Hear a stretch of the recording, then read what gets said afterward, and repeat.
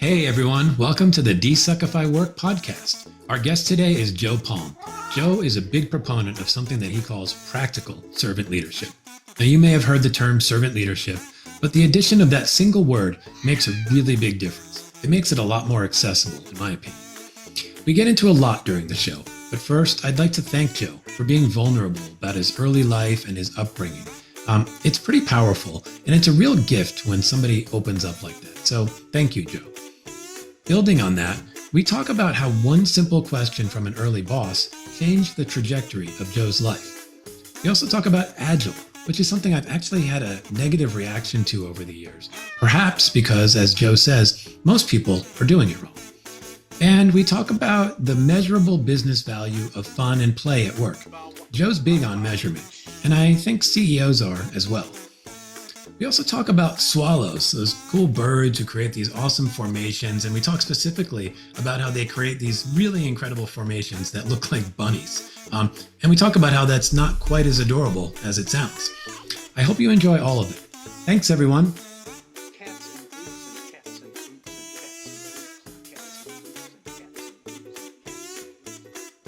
Okay, well, welcome everybody to the DesuckifyWork Podcast. Today we have as our guest Joe Palm. Welcome, Joe. Hi there. Great to see you. Well, Joe, before we dive into the world of desuckification, I'd love to give people who are listening a chance to just get to know who you are. So tell us a little bit about what you're doing these days and how you came to be doing it. All right. Well, thanks, TJ, and it's just great to be here. Nice. So thanks for having me. Mm-hmm. What I'm doing now is I've kind of come to the point in my career where I'm trying to focus on the things that I can do something about that I think will have the most impact on work. Okay. Rather than just the day-to-day drudgery of doing something or in a role or something. Mm-hmm. I've learned a lot in my career. I've been in mostly IT for over 40 years, and I've done a lot of stuff, and I've seen a lot of things, and I know what works and what doesn't. And so I'm really focusing now on practical servant leadership. That's my thing. Yeah. Interesting. Tell us more about that. Yeah. So I've been practicing servant leadership basically all my career that started in 1982, 1983. Mm-hmm. And over the last several years, I have been more involved in formal training and course design around and workshops around that and making it practical. And one of my pet peeves has been leaders and teams who have heard they're supposed to be tracking to it, but don't really understand it. And it's just all vapor and ethereal, and they just really have no idea how to make it practical. And they're not being equipped to do so. I have literally sat in servant leadership training sessions where the first thing that the executives participating were asked to do was take some deep breaths and get centered. And if it's one thing I've learned in working with executives, they hardly have time to go to the bathroom, let alone take deep breaths and get centered. Yeah. And so it really started bothering me because servant leadership has such an incredible opportunity to have a huge impact on business outcomes and team engagement on so many levels. So, but yet they weren't really being equipped. So I thought, well, I'm going to do something about it. So that's what I'm working on. I'm writing a book right now. Nice. The title is Practical Servant Leadership: How to Cut the Crap and Turn It into a Power Tool for Your Team. I like that. That's awesome. And I'm also launching a business to do executive and leadership workshops, 2-day workshops, anywhere in the world, wherever I'm needed to do this, to help translate servant leadership into actionable things that can immediately impact business outcomes and team engagement and all those kind of things. So I'm not about sitting around contemplating the navel. I am about let's get to work and let's make this work for us. I like that. So anyway, those are some of the things I'm doing. Yeah, it's cool. I mean, I think it's interesting when you mention the term servant leadership. It's one of those terms where I think almost everybody's heard that term. Yeah. But Yep. but my guess is if you ask 10 people, you'd probably get 10 different definitions around it. And they'd all Yeah. be probably closer to that sort of navel gazing thing you talked about, or the deep Yeah. breaths, or ethereal. Like in my head, I'm just like servant leadership. Okay, sounds good. Like be more of a servant, but then what? Yeah. So Right. when Yeah. you smack the word practical in front of it, it it immediately does something to how I hear it. Suddenly I'm like, okay, practical servant leadership. Now it's like there must be something more behind that. And I Yeah. guess the question is, what is it? What's really making it practical for people? Yeah. Okay. So there's a lot of things. So first of all, I mean, there's all kinds of power tools to help Mhm, people strengthen trust immediately. I mean, we mhm, can get into this if you'd like at some point, but mhm, it's about strengthening trust. It's about forgiveness, mhm, which is a huge thing, by the way. mhm, It's about empathy. It's about building community, strengthening engagement, providing an environment of psychological safety. All those things are wrapped up. And mhm, the leaders that have heard of those things often understand those things, but they just really don't know how to make it practical. And so mhm. that's what I am helping with. Yeah. Um, so I hope that answers your question. I think it does. I mean, I think even just putting some language around it in things like, forgiveness, which is an interesting word in this context. I mean, uh, creating safety, psychological safety for people. Yeah. I think my hunch is that there's even a layer deeper there, meaning, okay, I'm a CEO, or I'm a leader of an organization or a team, and I'm wanting to bring a servant leadership approach to the work I do. And it's like, okay, you need to create psychological safety.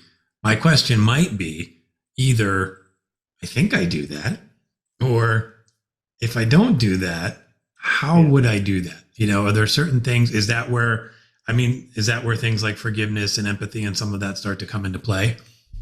Yeah, it is. And there's also some very practical things that executives can do to really get into that space and really Mm-hmm. start serving their teams more effectively.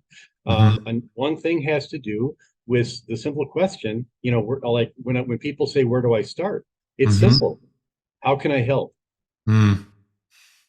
There's also a term called Gemba, which means going to the real place. It means you're getting your muck boots on and getting down in the trenches, rolling up your sleeves, and not pontificating from a Mm-hmm. soapbox or a place of ivory towerness, if you Mm-hmm. will. Yeah, And I like that. people, it kills so many birds with one stone by doing that because people will see that you have a commitment to them and really understanding what they're doing. And Mm-hmm. they will also see that you're investing time in understanding that and coming alongside them to help. Now, a lot of dictators know how to keep to transfer the risk and the control to their Mm-hmm. team. Yeah. You guys are on the hook to do this, get it done, Mm-hmm. that kind of thing. And the Yeah. floggings will continue until morale improves. We've all heard Exactly. that. Yeah. Um, yeah, and so, but what a servant leader does is they retain the risk while relinquishing control to their team. Mm. And when they ask, "How can I help?" if the team member trusts that that's an honest question, the leader is likely to get an earful of things Mm-hmm. that they can help with. It has to do typically with removing barriers. It has to do with clarifying business requirements Mm-hmm. sometimes, or removing blockers and working with other teams, things Mm. like that. Wow.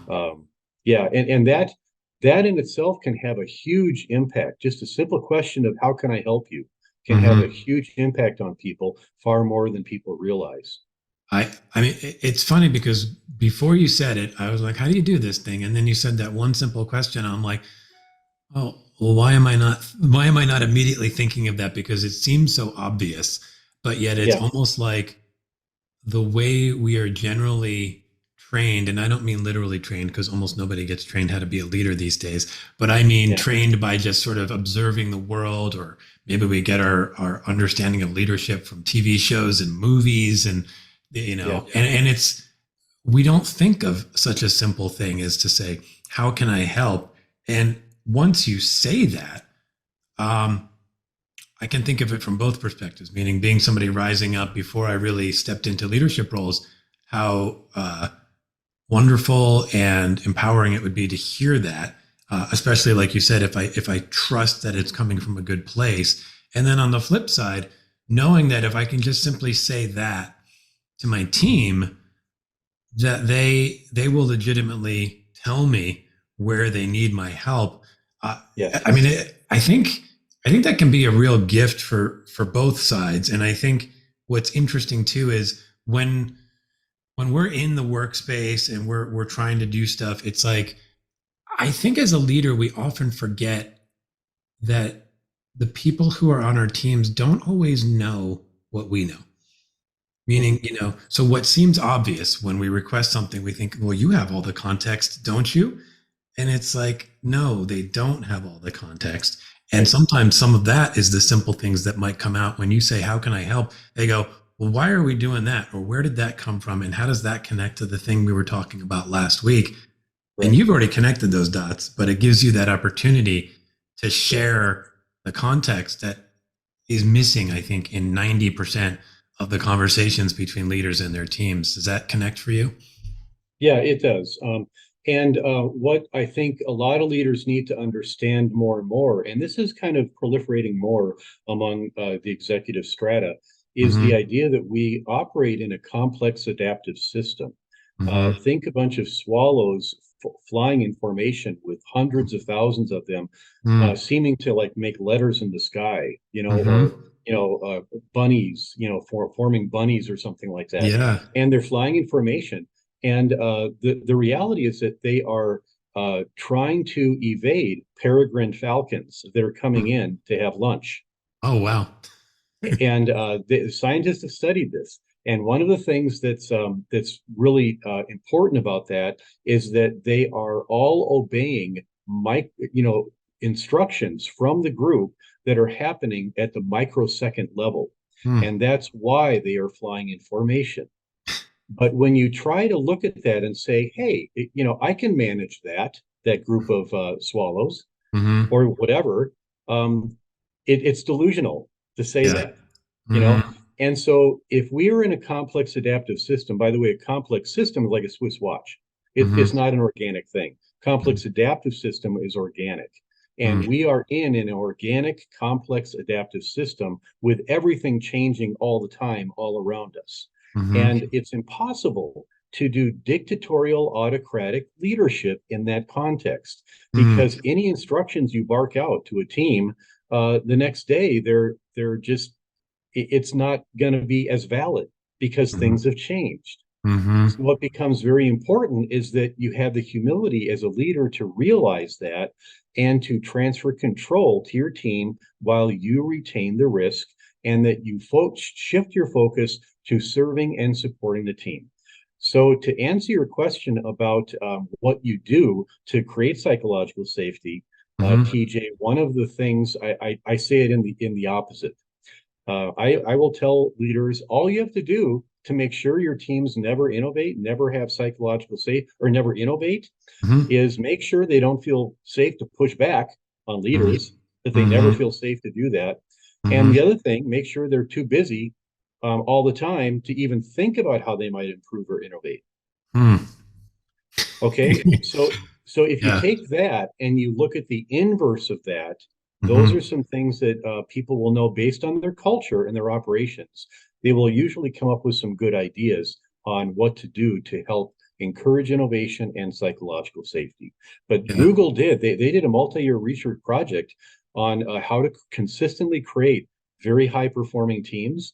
And what they concluded and quantified over a 5-year study was that the number one attribute to create and strengthen and protect on a team to make them very high-performing is psychological safety.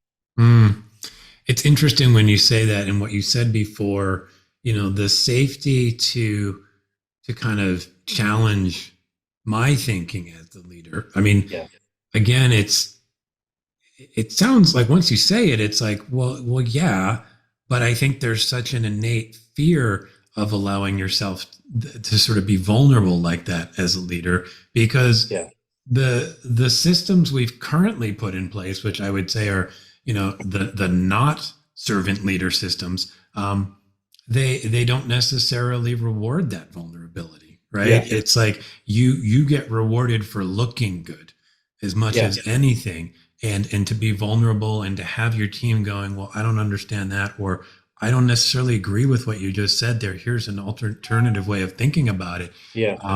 That shows up as weakness in the non-servant leader paradigm. And Yeah. I think, the big question that some people might say is, how do you start to shift that paradigm? How do you start to allow people, no matter where their current system is? I think of the person who maybe takes your training and they go, this is wonderful. And I know there's a handful of people that may agree that it's wonderful, but maybe I work for a dictator, right? Yeah. And I don't quite know how to take this and wedge it into the space that I currently occupy. What's your advice to somebody like that in that Yeah. situation? Well, there's a few things along that line, and I've worked with dozens and dozens of teams over the years where that's exactly what the kind of things that they were saying. That was their narrative and their quandary. Yeah. In fact, in all the servant leadership classes I've facilitated and conversations I facilitated around that, usually I would say it's inevitable that at the end, when we're asking for final questions, someone says, yeah, this is all great, but I work for a dictator, so I can't do anything. Well, Right. that's not true. That is absolutely not true, because what they can do is they can focus on the things they can control, okay, and which is a lot more than often what they realize. They can manage up, and they can actually help convince their dictator autocratic leaders that pivoting to servant leadership and having more empathy, listening more effectively, creating a culture of psychological safety, all those things, they can actually do that in the trenches with their team. They don't have to raise their hand and say, hey, leader, guess what? We're going against your autocratic dictatorial style. Right. They can just do it, and they can show the business outcomes from that. So the leaders can take a look at actual empirical data around what has happened when the team pivoted to that. And then that can help them get more on board. Yeah. Okay? So that's another thing. But they can't really see themselves as the victim. They can't do that. In fact, another thing they need to realize is that if they work for an autocratic dictatorial leader, they're the ones giving those people the power. That's a I think I understand that, but I also think some people might bristle at that, right? It's like, of course, how dare you say that I'm giving the power? They're the bad guy. I'm the good person here. So when you say that, I mean, what I heard you say before was part of it is, if I can start to step into this space of being a servant leader myself, and that means whether I actually lead people or I'm starting with simply leading myself through that paradigm and then slowly starting to bring it to the team members I work with.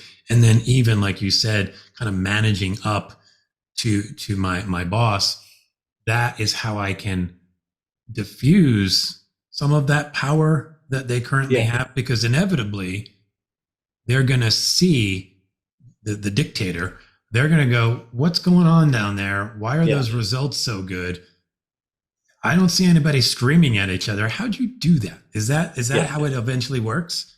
It can. That's one way. The other thing is to come alongside the dictator and actually coach them and come alongside them and say, hey, we're going to help you do this. You might not know how to do this, but we have understood it. We've been through training. We get it. We understand why. We can tell you why we're doing this. And there are some very compelling reasons. And we'd like to ask you that you join us in an experiment. And this is where lean startup comes into play. Even if you don't say lean startup or talk about any frameworks, you can say, we think if we do this, this is what will result. Mm-hmm. And then you can say, well, team, what do we have to do to build something so that we can test that? Well, Mm-hmm. we need to do this. Okay, let's build it quick and then we'll test it. And Mm-hmm. once you test it, did it validate our hypothesis? Did it Mm-hmm. support our theory? If it did, you keep building on it. Yeah. You build on the shoulders of it. If it Mm. didn't, just take it out back and shoot it. Start over. Yeah. I like that framing. Um, you used the word experiment, and you talked about the world of lean startup, which I think some percentage of people will probably immediately latch on to that and go, great, I know that world. And then some Yeah, people will yeah, be like, I don't know what that is. That's scary. And I think when you describe it as experimenting, that makes it really accessible. I know for me it does, yeah, because I think whether I'm a leader or whether I'm somebody who's trying to bring this into the organization and kind of, bring it up through the organization, it's a lot less scary to run an yeah, experiment than to yeah, say, we're going to completely turn this organization or team and flip it on its head. And this is now a new way of being. It's like, no, this is a new way of being for the next X number of weeks. And if we don't like how that is, will be another way afterwards, or we'll adapt and we'll layer onto it. And I think a yeah, much, you come back to that term safety. There's yeah, a much safer way of bringing this kind of change into an organization versus sort of the threat of like everything you knew up until now is gone. Oh yeah, God, I don't want that. yeah. So I Right. love that. Yeah, and the reason it feels safer is because it is a very powerful tool to mitigate risk. Mm-hmm. And that is exactly the leader's mindset. They Mm-hmm. are hunting for risk all the time, Yeah. like you'd be hunting for a murderer hiding in your home. Mm-hmm. Yeah. Okay? It's a great That's their analogy. mentality. Yeah. And so if you approach them with something that is an experiment rather than we're going to boil the ocean and throw it over the wall, Mm-hmm. yeah, doesn't work for me. Mm-hmm. You know, Yeah. it becomes much more doable. And then you can even alternate champions on the team who try experiments, but make Mm-hmm. sure not to try too many things at once. Yeah. Like you might start with just a simple thing, Mm-hmm. and then just try it. And Mm-hmm. that's why it's important to capture these ideas in some kind of a mechanism that you have for your team. For Mm-hmm. example, one of the things I've done with teams is have a Kanban board. And Mm. what and by the way, in the agile world, it is common to do a retrospective every Okay. 2 weeks or every 4 weeks, and it's everybody getting together and say, hey, what do we need to keep doing? What do we need to start doing? What do we need to Mm-hmm. stop doing? Mm-hmm. And the problem I had spinning my wheels with my peers whenever in any company I've been an agile coach at, is that they think it's all about just having the cool, sexy tools and happy tools to capture ideas in the retrospective idea or in the retrospective session. Okay. And what I've contended is that that's not how humans work. Mm-hmm. An aha idea or a light bulb idea only has a shelf life of about a day and a half, science Mm-hmm. tells us. Mm-hmm. So if someone has a great idea and then 2 weeks later they go to a Mm-hmm. retrospective and they're saying, hey, do you have any ideas in the last 2 weeks? Let's see, I had to go get lunch. Yeah, I had to go to the bathroom. Got nothing. Can I go Yeah. back to work, please? Mm-hmm. Well, it's So you capture it and then mm-hmm. you formally manage it. And I have this thing called the 5 Cs, and it's Okay. really simple. But Mm-hmm. basically, the idea is you have a Kanban board, and the first column is capture. Anybody, Mm-hmm. just capture it. That Okay. doesn't mean you're going to own it or have to present it, because some people that are brilliant would break out in hives if they had to present something, Mm-hmm. and some people that are not as brilliant would have to break out in hives if they had to think of an idea, Mm-hmm. but I they need love to I need presenting. to ask you a quick question just Yeah, because go I'm ahead. not sure everybody will know a Kanban board. Can you Oh help yeah, okay, sure. clarify what that is before we Yeah, go? okay. Yeah. Okay, well, everybody's seen one. It's basically just um, a board with columns along, like vertical Mm-hmm. columns, and Mm-hmm. then you're moving work across workstations, Got if it. you will, Okay. on little Yep. cards. Mm-hmm. That's Yep. it means Okay. visual card. It's a Cool. Japanese term. Mm-hmm. Yeah. So, and it was invented by Taiichi Ono in the 1940s, who was a pioneering industrial engineer for Toyota. In Mm-hmm. fact, everybody that makes cars in the world now is standing on the shoulders of Taiichi Ono Oh, wow. from Okay. Toyota. Okay. That's how influential he was. But he Mm-hmm. proved that Kanban is the most optimal way of getting work done in a Mm-hmm. process. He Okay. proved it. Okay. And my experience bears that out. But basically, in the first column, everybody just captures something, captures an Mm-hmm. idea. It doesn't even have to be more formal. It doesn't have Right. to be a lot of information. Just capture it. And then Mm-hmm. the second thing is when you get to your retrospective, you collaborate over it. Mm. That's it. And then you move over to collaborate and you're talking about it with your team. The next one is okay, we decided to construct this. We're going to try it. Mm. Construct it. Mm-hmm. Construct. And you Yep. can document stuff about its status, but it's all Mm-hmm. clear in the status because it's on your Kanban board under the Yep. construct block. Mm-hmm. Then, when you are done with constructing and trying it, then you move it to calibrate, which means we're going to measure what happened Mm. after you Okay. constructed it and ran it. Mm-hmm. And then the final one is celebrate. Now, here's what's Mm. important. You don't just celebrate things that you implemented. You celebrate also the things you did not implement Oh, because nice. the team thought about it and now you know what doesn't work. I mean, Mm. Edison was asked, a lot of people know this, but he was asked, well, geez, you have 900 failures trying to come up with a light bulb filament. And he says, no, I didn't. Yeah. I'm successful. I found 900 things that don't work. I'm that much Mm-hmm. closer to what does. Oh man, I love that story. I have heard that story, but it's a nice reminder, and it's another reminder, I think, of where a lot of work cultures are struggling because on the one hand, you have almost everybody uses this word innovation, right? We need Yeah. innovation. And then on the other hand, you have this sort of legacy attribute of the culture, which is failure is bad.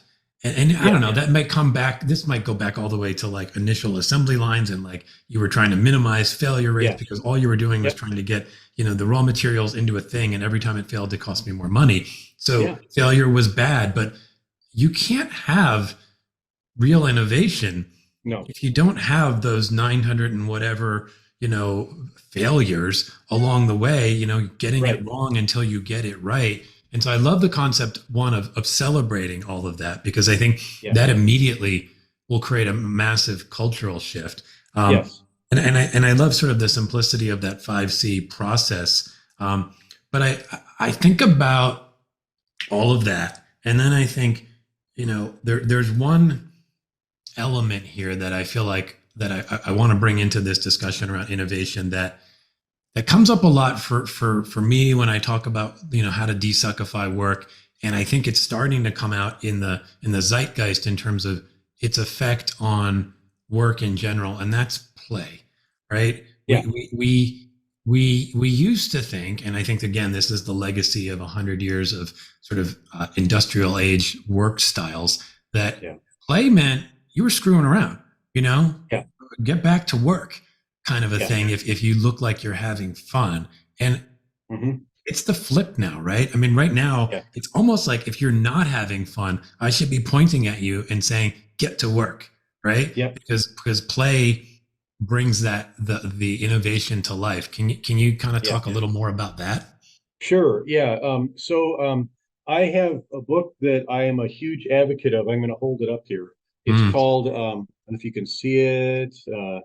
Not so much. It's struggling with focus, but it's alive at work. Okay. By Daniel Cable. Yeah. Nice. Great book. I've facilitated several work or book clubs around this book over the years, but it's pretty awesome because he starts the book with a quote he saw in a London tube station as graffiti. And it said, "I wonder what my soul does all day while I am at work." Oof. That hits so close, right? I mean, I think anybody, even if you've had a generally good experience at work throughout your life, there are moments when that's super true. And then for others, it's almost always true. Yeah. And so what they do is they segregate, or we tend to segregate work from our lives, our real lives. Oh, now we have to go to work, and work's going to suck. And I just got to go through it and punch the clock and look over my shoulder and, oh, gee, is it coffee break already? Anyway, you do that kind of thing. But in this book, seriously, he basically provides a very compelling argument, and he backs it up with neuroscience. By the way, the subtitle of it is The Neuroscience of helping your people love what they do. Hmm. I And like he that. and a very complimentary book, by the way, is by Daniel Coyle called The Culture Code. Hmm. Peter Okay. Drucker said, culture eats strategy for breakfast. Well, then Hmm. why do we have 5 billion strategery thingies going on and nobody's really addressing culture, Good right? point. Yeah. Okay, so what Daniel Cable is talking about is that we have a neuroscientific need to play and to innovate. Hmm. And so, what I would suggest in thinking more about that is that if while an adult with a small child goes to the playground and buries their nose in their cell phone while they're keeping their ears open for cries of pain from their child, uh, Hmm. what's happening with a child is that they are innovating, Hmm. if you think about it, because Okay. they're having to interact with a new group of people. It's not going to be the same kids that were there yesterday, Hmm. and they're having to figure it out. They're having to problem solve. They're having to overcome.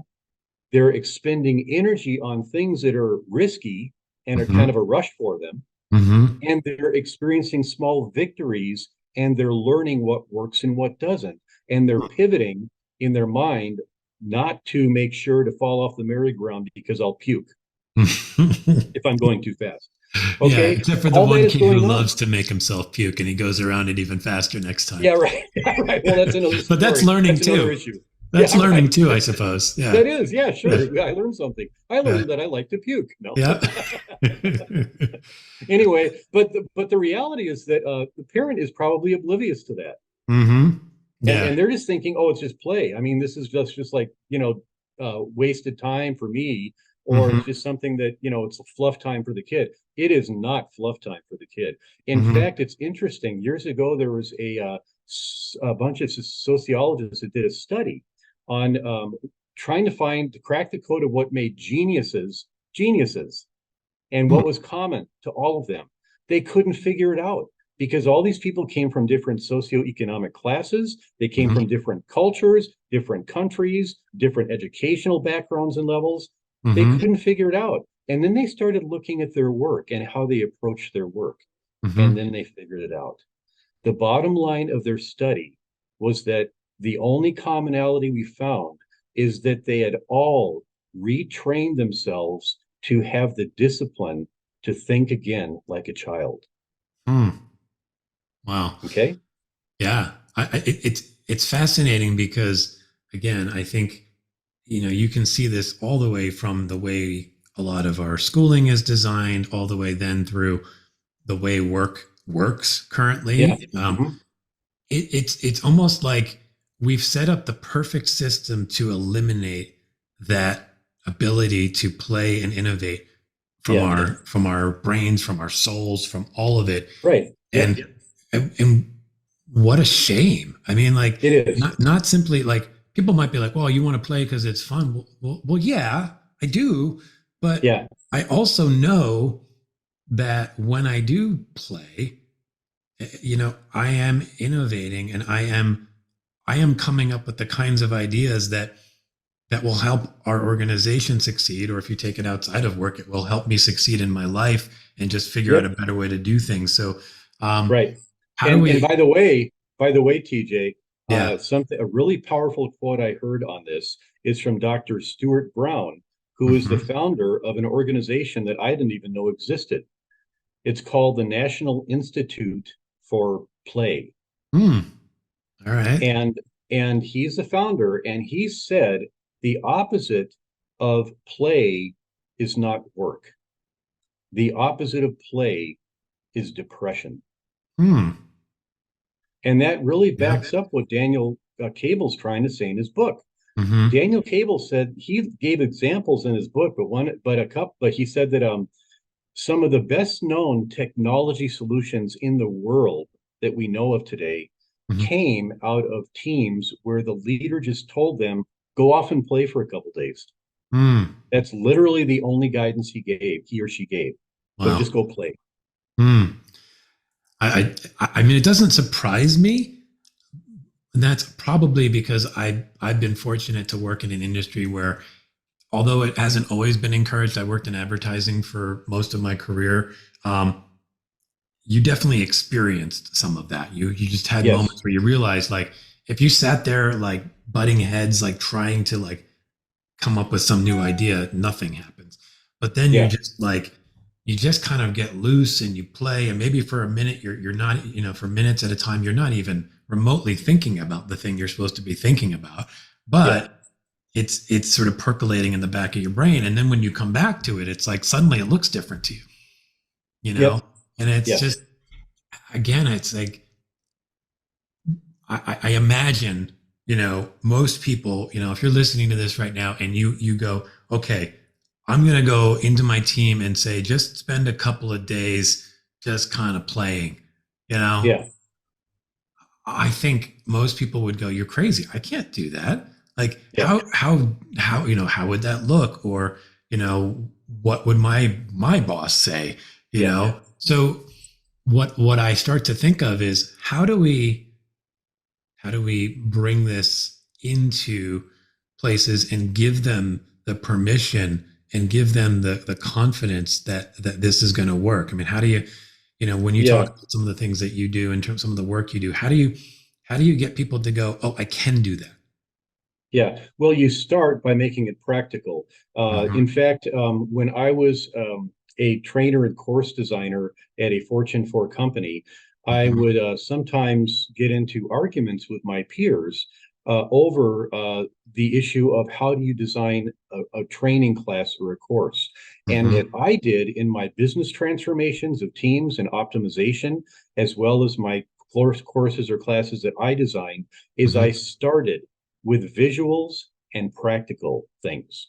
I Mm. started with that, and then went to I went to then the principles and theory later, Mm-hmm.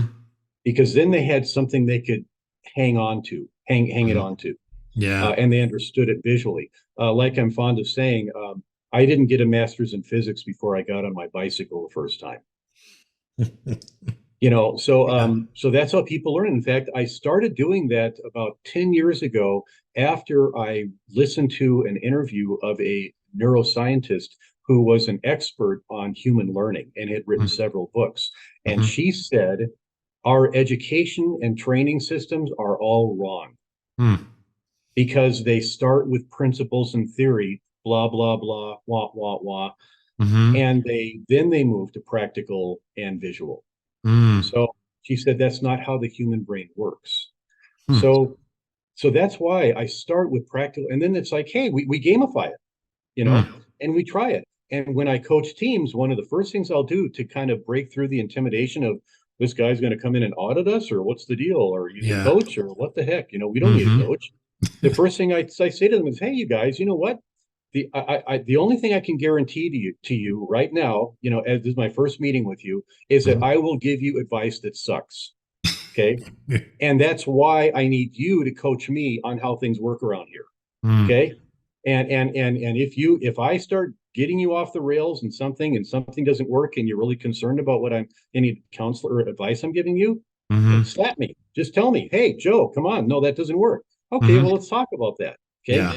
The second thing I tell them to kind of cut through the intimidation factor and Mm-hmm. Dilbert says, change is good. You go first.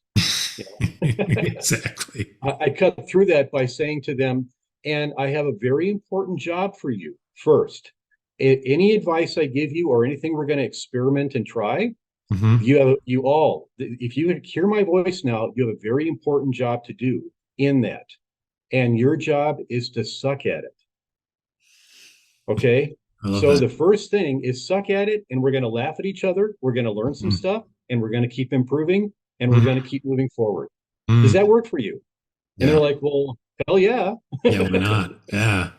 It's interesting because even just hearing some of that language, and I think right there, that was like a little mini course of how to step into leadership in a way that's different, right? Imagine if you showed up to your morning meeting or however you kind of connect with your team, and Yeah. you used some of this disarming language of like, I'm going to give you some ideas that suck today Yeah. because, I'm not always in it with you, Right. and you need to tell me what's really going on there, and then we'll get better and we'll work on it together. Yeah.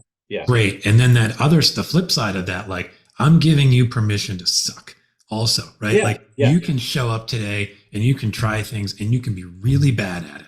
And Yeah. guess what? I'm going to smile. And we're all going to Yeah. smile while that happens, because that's eventually going to lead us to the stuff that doesn't suck, Yeah. right? And it's just like those two simple sentences immediately change the way I think about my day.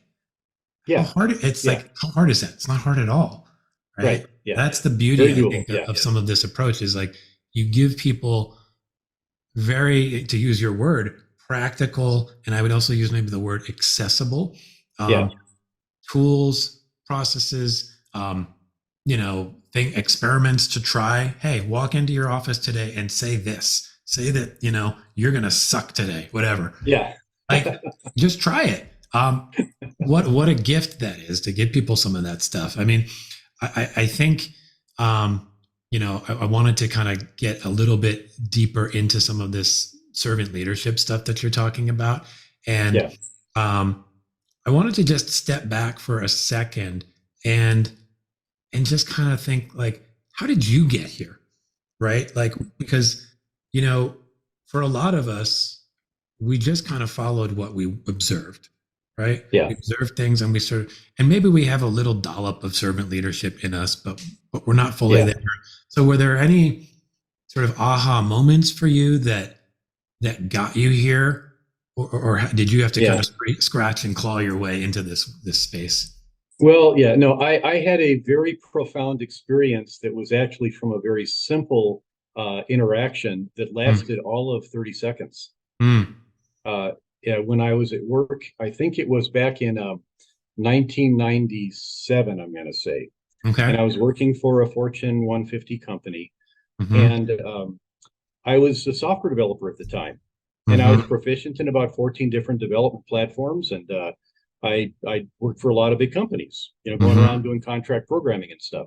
Yep. And so I was at this company and I had a new manager. Her name was Barb. And she rolled up a chair next to my cubicle and she said, "Hi, Joe." And I said, "Oh, hi, Barb." And she said, "How you doing?" And I'm thinking, what did I do wrong? And I'm thinking, geez, is there something I'm slipping on a deadline, or some work I implemented wasn't right, or it broke something, or I pissed someone off, or I mean, that's where my head was at. Yeah. When she said, simple question, how are you doing? It's crazy, right? I mean, there, that's like, but it's so relatable right there. Oh yeah. Yeah. So, I said, I'm doing pretty well. And I wanted to say, is something wrong? But I didn't. Yeah. And I was curious to see how she would proceed. And she said, "Well, I just wanted to see if there is anything that you need from me or any way I can serve or support you." And I said, "No, I can't think of anything right now, but if that changes, I'll let you know." And she said, "Okay, great. Anything else you want to talk about?" And I said, "No, I'm good." And so she said, "Well, thanks for your time." And she pushed the chair back to the table and she walked away. Wow. What she didn't know at the time is how deeply she had impacted me with that simple question and that simple interaction. Because up to that time, all I had heard of managers that I worked for was, "Are you done with that yet? What's the problem? What happened with that thing you broke? Or you're really needed to take this on too. And I know you don't have time for it, but we need you to do this thing as well. And yeah, I guess I'm going to have to ask you to work the weekend." Oh God. Yeah. It's got a very, very Office Space vibe to it. Yeah. The TPS report, right? Exactly. Yeah. So, but seriously, she has no idea how deeply that impacted me, because what she didn't know is that I had a horribly abusive childhood. I can't even count all the times on my fingers and toes that I thought I was going to be killed by my mother or my stepfather, all before the age of 15. Oh, wow. And I have no idea to this day why I wasn't rescued and put in a foster home. Okay, I really have no idea. I was definitely a candidate. I was on first name basis with all the police people as we moved around. And I learned a mantra that was hammered into me Three things. First of all, I was a piece of crap. Mm. Secondly, nobody cared what I thought. And third, I would never amount to anything. Oh man. So by the time I was 16, I became suicidal. I didn't want to get out of bed. God. But then at that point, to make a long story short, I ended up buying a Bible and reading it and was blown away, and I became a follower of Jesus. Mm. And my faith journey continues to this day. Mm-hmm. But I have seen how impactful, as I try to translate that into the work environment without even getting religious with people, Mm-hmm. the principles are powerful and profound, and Mm-hmm. they are universally applicable. Mm-hmm. And all this without even talking about spirituality or religion or anything. Mm-hmm. Okay, Yeah. so I have thanked Barb Schrage, Mm. for that conversation and how Oh, deeply it nice. impacted me. It changed the trajectory of my career. I thought, wow, she's a project manager. If she can impact people like she just did me, I want to be a project manager. And I Mm. ended up becoming a project and program manager and Oh, doing a wow. lot of large scale programs and projects for large companies. Mm. There's so much in that. I mean, first off, thank you for sharing some of the stuff about your childhood, because Yeah. obviously that's some really heavy stuff, and I think but it obviously informed how you initially Yes. were showing up in the world as you were starting to become an adult. And obviously the faith journey kind of allowed you to find a different way of looking through the Yeah. world. And then it's Mhm. almost like when you met Barb, she was an embodiment of a lot of those principles for you, where maybe Yeah. you weren't feeling them as much, and suddenly it was like, here is this perfect example of somebody. And again, this could be true no matter what Yeah. spiritual connectivity you've got in your system. Yep. It's more just like, what is your operating system at that point? Yeah. And Barb Yep. showed you a way of being at work that impacted you. And what I love about it is not only the sort of profoundness of it, but it comes back to the simplicity and the practicalness of that. So like, if you're saying to somebody who again is like, I don't know if I can make this kind of a change, or I don't know if I can make this kind of an impact, and then you recognize how much of an impact one question with one follow-up statement, like a question basically, how are you doing and how can I support you? Yes. It changed the trajectory of your life. And maybe Yeah. we don't necessarily expect that to be true with everything we say, but we can certainly expect that if we show up with that kind of mindset and that kind of humility to the people we work with, that simply speaking like that can have at least a profound impact for the day. And Yes. you Yeah. start to repeat that behavior over time. Yeah. And this is, kind of coming back to the theme of this show. This is how you can start to desuckify work, which can sound daunting at first. Well, work Yeah. sucks and there's so many problems. It's like, but you do have this power, you as an individual, to show up with a mindset of being this more servant minded person. Yeah. And it just takes a few words. It does. And the And whole the other tenor thing, changes. yes. And remember also in that, the catalyst for getting in and learning and pivoting to this from Mm-hmm. executives who think, I hear this all the time. Well, my leadership style got me to be an Mm-hmm. executive. Why should I pivot now? Mm-hmm. Okay. Yeah. Well, we have a lot of empirical data telling us why it's good to pivot now, because Mm-hmm. servant leadership is an unbelievably powerful thing for business outcomes. In Mm-hmm. fact, if you focus on your teams and strengthening their engagement, Mm-hmm. even if you increase their levels of engagement by 20%, Mm-hmm. you reduce attrition and attrition costs by 18%. Mm. You increase sales by 4%, and you Mm-hmm. increase profit by 8%. Wow. 20% change. Mm. And the fact that there's a difference between sales and profit, 4% sales and 8% profit, it Mm-hmm. really speaks to the productivity impact Mm-hmm. it Yeah. has on your Mm-hmm. team. And so there's a lot of compelling reasons why executives should pivot to this. and they're quantified, and we have a lot of data on this. So, but it's hard. It is a hard pivot. That's why the experiments are very important. And here, can I share one just practical thing for executives? Sure. Okay, Please. it has to do with probing questions. I Googled this after being trained on this back in 1999 by some world-class sales trainers when I was a co-founder of a very successful technology startup company.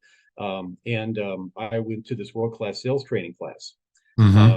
And basically, this guy taught us, he said, anybody can come to a meeting with someone with a bunch of questions, just the machine gun approach. We've all heard it on the radio where an interviewer pivots to question number 2 that has nothing to do with what they were just talking about. And it's because they're doing the machine gun thing, which is a very disengaging thing to do. Okay. People will start looking at their watch and then they'll stop giving you a lot of information because they just realize it's not really a conversation. Okay. But the probing question approach is where you ask a question 1, then they answer something. You pick up on something they said in that answer, and you ask a probing question off of that. They say more. Now you pick up on something they just said in that answer, and you ask another probing question. And you can go several layers deep before you get to question number 2 and change the topic. But what's going to happen is that intuitively, without subconsciously often, the person that's being asked these questions is thinking, crap, there's no way they could have asked that question if they weren't listening to me. Now I feel listened to. I feel respected. I feel valued. Now I'm going to just open the floodgates. And that's what happens. Okay. I love that. So I tried this technique on a guy that I was in business development at the time. I tried it with Jim from Crown Petroleum in Baltimore. And what happened is he had been avoiding me at conferences because he didn't want to talk to me, and I was just a sales guy or whatever, But it was funny because I'd see him when we'd be at the bar having a drink or something, and I'd come over to him and I'd say, Jim, all I got to do is hear no. I'm not hearing no. And he would just go rah rah rah, and he'd like walk away. So anyway, when I learned this technique in this class, I thought, I'm going to call Jim. I'm going to try this on Jim because I knew he was very evasive with me. And I knew he'd be a good candidate for this, for the experiment. So I called him. Hey, Jim, this is Joe Palm. Oh, who? I said, Joe Palm from this company. He goes, oh, yeah, Joe, what you got? I said, well, I just have some questions for you. You got a little bit of time? Oh, well, I guess I got about 10 minutes. What's up? Baltimore East Coast, like, what's your point? Yep, I feel that. So anyway, so I started asking him questions, and I did the probing question thing. And 45 minutes later, he had done 90% of the talking. And I'll never forget what he told me. He said, damn, Joe, you understand this industry better than anybody I've ever talked with. Can you come out and make a sales presentation to my team?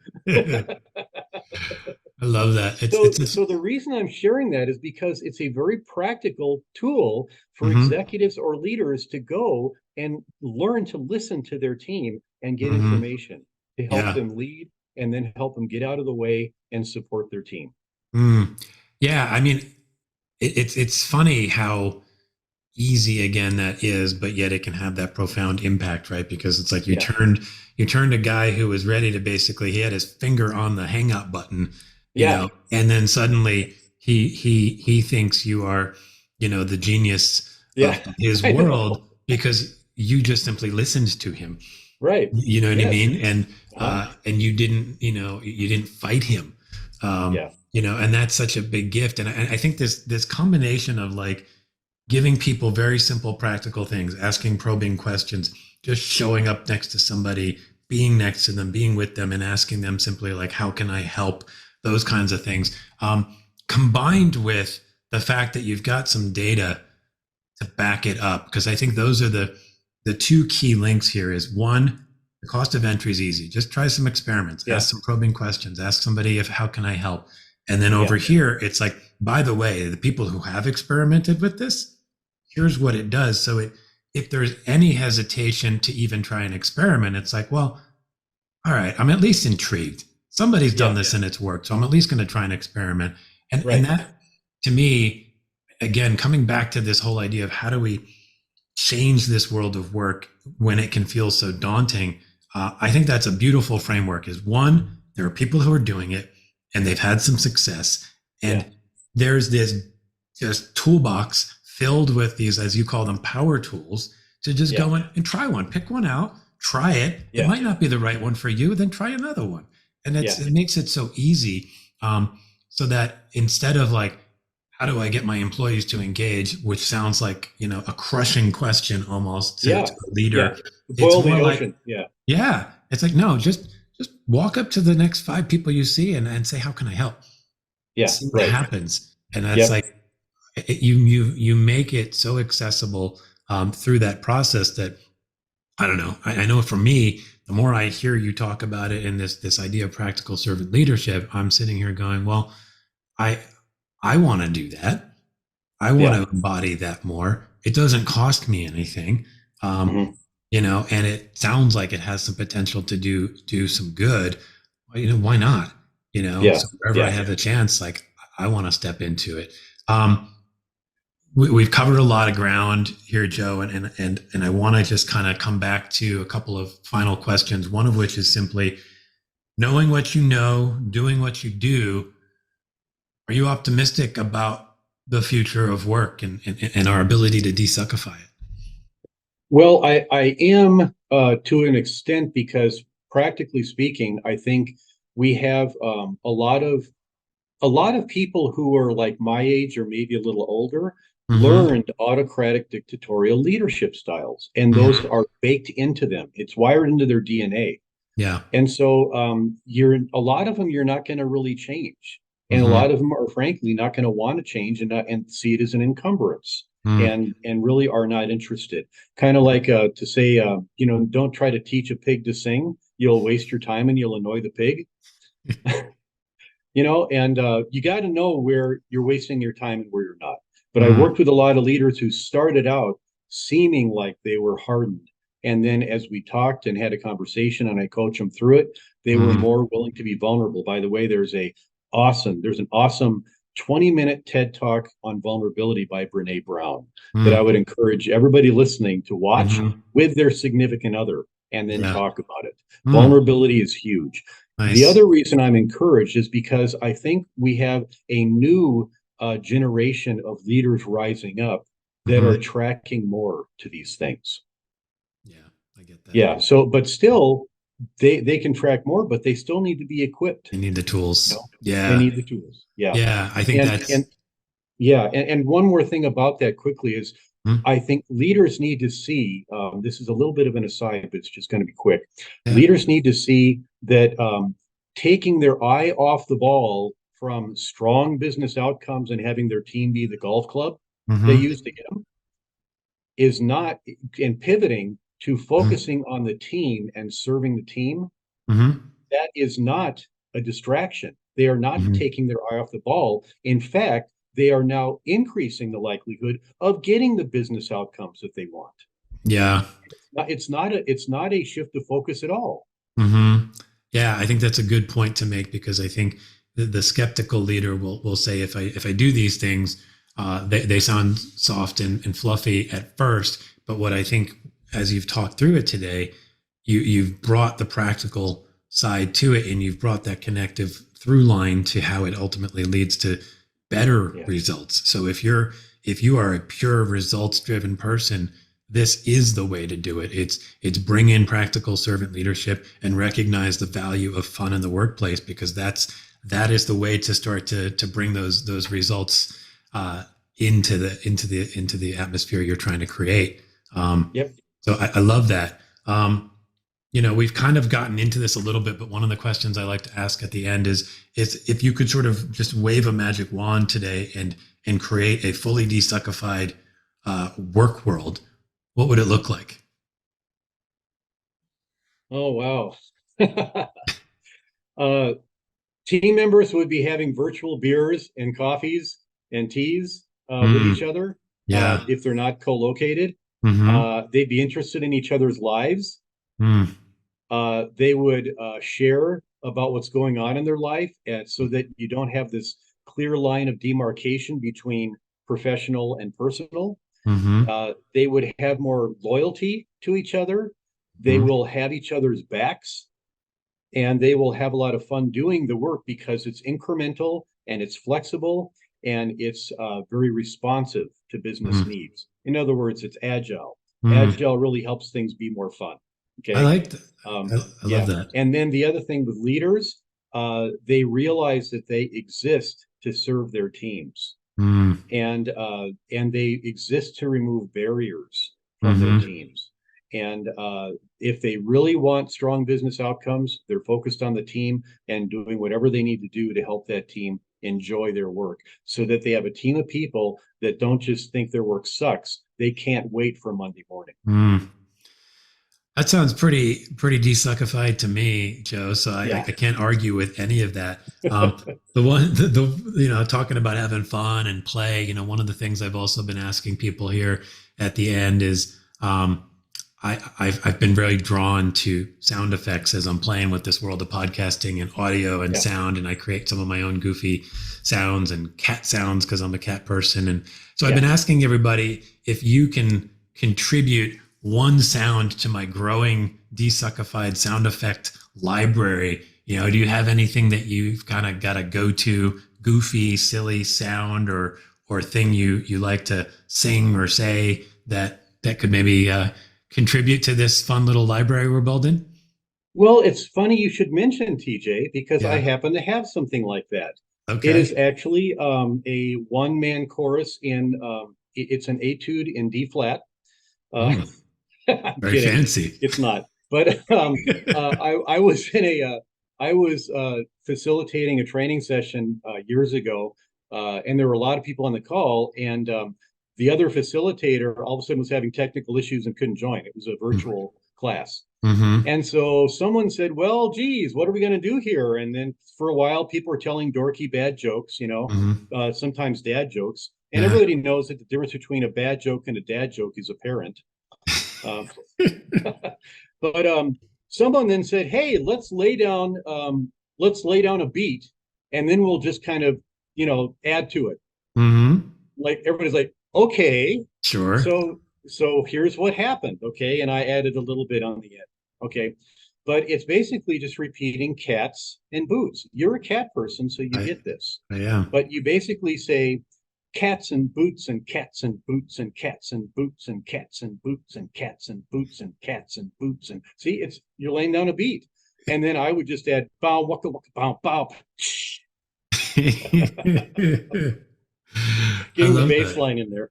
Yeah, that's really fun. I think I'm definitely going to capture that one and find a home for it in one of these intros coming up here.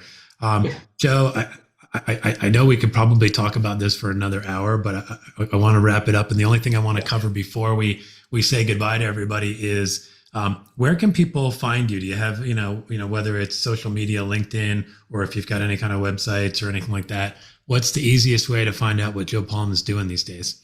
Okay, well, I'm constructing a website right now, Okay. and I am taking people can send me their email if they want me to let them know when it's available, and they can start rocking it with me. Mm-hmm. And it's just Joe at practicalservantleadership.com. Nice. Okay. And also if they want, I can send them a sneak peek of the introduction to my new book. Oh, cool. And then I'll give them a link also at some point so that they can pre-order it if they'd like. Oh, that's really cool. Yeah, I think I've a also lot created a group on LinkedIn called Practical Servant Leadership. Oh, nice. And I can send them the link to that as well. They can join me there. There's already a conversation going. Cool. Well, I think I can definitely guarantee that some people will be interested in that. And I'll also try to include that information if I've got any notes to go along with the podcast on various sites so people can easily access your contact info. Joe, this has been a wonderful conversation. I I'm serious. Like, I'm really drawn to this notion of practical servant leadership, and the ways you made it super accessible. Just make it seem like, why wouldn't I try this? And I thank you for that. All right, Okay. Joe. Thank you, TJ. It's Yeah. great All talking right. with you. All right. We'll talk soon. Bye-bye. Okay. Bye. Thanks, everyone, for listening to the DesuckifyWork podcast. And thanks to Joe for being an enlightening and entertaining guest. You can follow Joe on LinkedIn and join his LinkedIn group, Practical Servant Leadership.